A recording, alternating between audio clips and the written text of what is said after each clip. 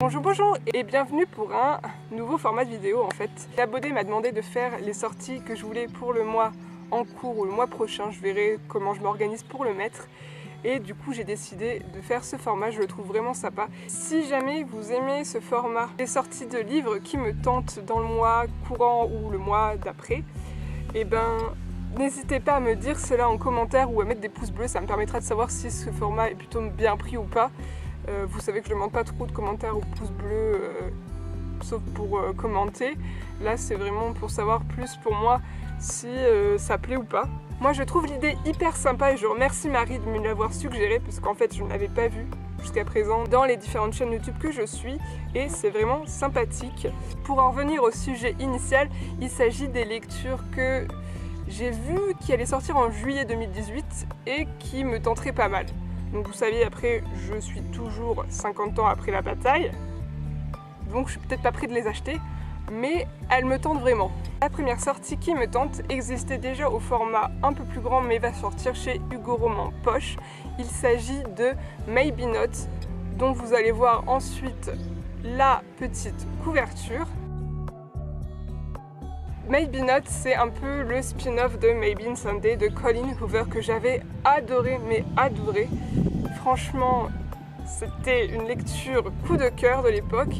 Et en fait, c'est une toute petite nouvelle sur les deux amis, les personnages principaux de Maybe Someday. Je n'en sais pas plus, je veux me laisser la surprise. Je sais qu'il est vraiment pas trop mal et tout petit, très facile à lire. Et franchement, il va coûter à peu près même pas 6 €. Donc je vais me jeter dessus direct dès sa sortie. Ensuite, la deuxième lecture qui me tente, il s'agit des Amants du Chanvre, écrit par Gérard Georges, dont voici la couverture juste après. Ce tome-ci est publié chez Pocket et il s'agit d'un roman. Et oui, il y a du vent, je suis un peu toute balayée de partout. Donc ce roman-ci est publié chez Pocket et il s'agit d'un roman historique. Dans cette histoire-ci, on retrouve le personnage principal qui est un garçon dont je ne me souviens plus du nom forcément, qui est employé dans une fabrique de chanvre et en fait il tombe amoureux de la fille de son patron. Bien sûr, ils ne sont pas du tout originaires du même milieu social, on est à la campagne à l'époque, je crois qu'on se retrouve Rhône-Alpes ou une chose comme ça, enfin bref, on est en France et ça a l'air, voilà, ce que j'aime un petit peu dans les romans historiques. On est sur de l'amour, de la romance, mais aussi de la lutte des classes sociales dans un 18e siècle ou début 19e. Voilà, c'est un peu ce que j'aime. Je trouve la couverture en fait super belle. Les vieilles cartes un peu postales historiques m'a fait donner envie de craquer. Et puis voilà, ça me tente. Pareil, chez Pocket, on a la sortie de L'autre côté du soleil de Corben Addison. Cette histoire-ci suit l'histoire triste de deux jeunes filles indiennes. Elles se font enlever ou elles se font acheter, je ne sais pas trop, ou vendre. Enfin bref, un truc vraiment horrible dans un réseau apparemment de prostitution. Elles sont du coup trimballées de l'Inde jusqu'à la France, jusqu'à New York.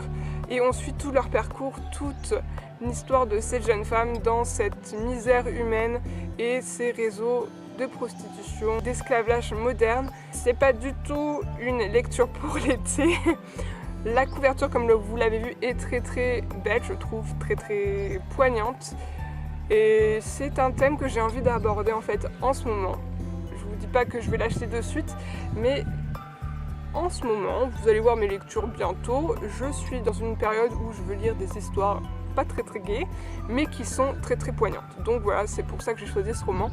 Ça me donne vraiment envie de le lire et de me plonger dans ces destins de femmes, ces destins cassés de femmes. Et on continue sur la lignée des destins de femmes cassés avec Pourvu que la nuit s'achève de Nadia Hachimi. Donc voici la couverture juste après. Je connais juste de nom, je n'ai pas encore lu un de ses livres. Elle est l'auteure de La perle et la coquine. Ses romans se passent souvent en Afghanistan.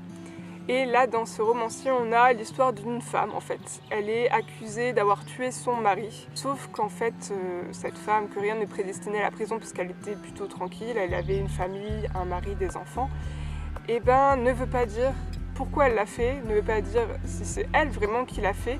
Et on a un jeune avocat qui revient des États-Unis qui est chargé de ce cas et il veut comprendre pourquoi cette femme ne parle pas, pourquoi elle ne veut pas défendre sa cause, pourquoi elle ne veut pas défendre sa vie en fait et ce qu'elle cache vraiment.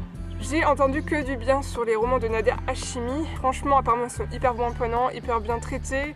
Et puis voilà, on est toujours sur les mêmes thèmes, c'est-à-dire un thème de la femme, un thème de l'émancipation, un thème fort de la famille aussi, de l'amour, je pense. Et en ce moment, je vous avoue, c'est ce que je veux lire. Donc voilà, forcément, ça me donne envie. J'ai vu des bonnes critiques sur ce livre parce qu'il était déjà sorti au fin format. Et là, il s'agit du poche qui va sortir chez Milady. J'ai oublié de le mentionner. Ça me tente encore plus. Donc voici pour la dernière envie que j'ai au niveau des sorties du mois de juillet 2018. Là, ce mois-ci, il n'y a pas beaucoup de sorties, donc forcément, il n'y a pas beaucoup de titres. Mais je vais essayer de garder à peu près 5-6 titres qui me tentent. Je ne vais pas faire des trop longues vidéos, je vous avouerai. Donc encore une fois, n'hésitez pas à me dire si ce format vous plaît. Si vous avez lu un de ces livres, du coup, dans le grand format, n'hésitez pas à me dire ce que vous en avez pensé. Parce que ça me tente de savoir vos avis. Et moi, je vous dis à bientôt dans une prochaine vidéo et bisous.